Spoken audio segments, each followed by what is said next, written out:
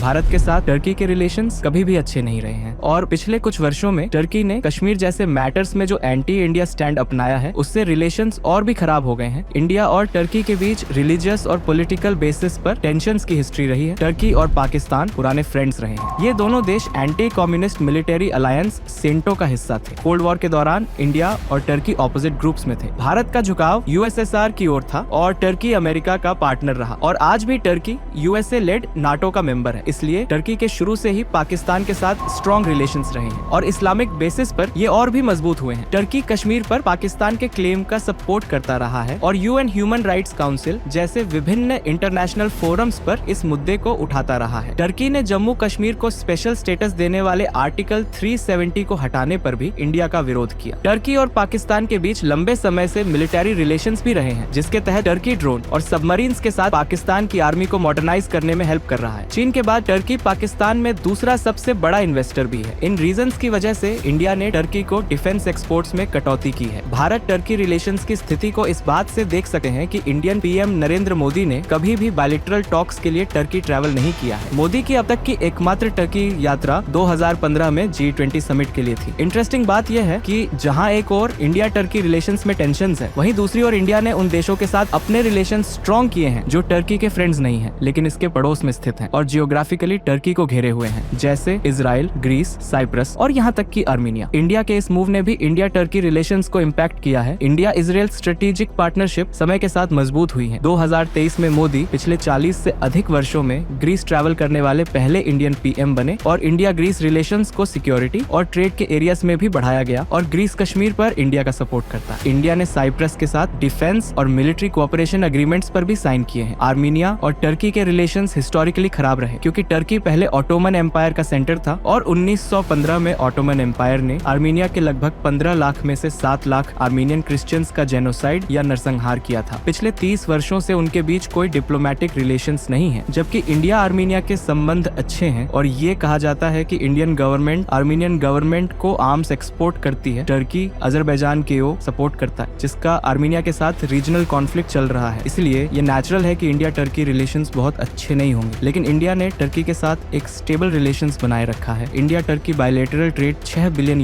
था और इसमें ग्रोथ की बहुत संभावना है। टर्की के साथ प्रॉब्लम यह है कि वह इंडिया के साथ अपने रिलेशंस को पाकिस्तान के साथ अपने रिलेशंस से अलग करने में विफल रहा है। सऊदी अरब और यूएई भी ट्रेडिशनली पाकिस्तान के सपोर्टर्स रहे हैं, लेकिन फिर भी उन्होंने इंडिया के साथ स्ट्रॉन्ग रिलेशंस बनाए रखे हैं। पाकिस्तान के पक्ष में इंडिया को इग्नोर करना टर्की के लिए अच्छा नहीं हो सकता है, लेकिन यह उनकी नीति है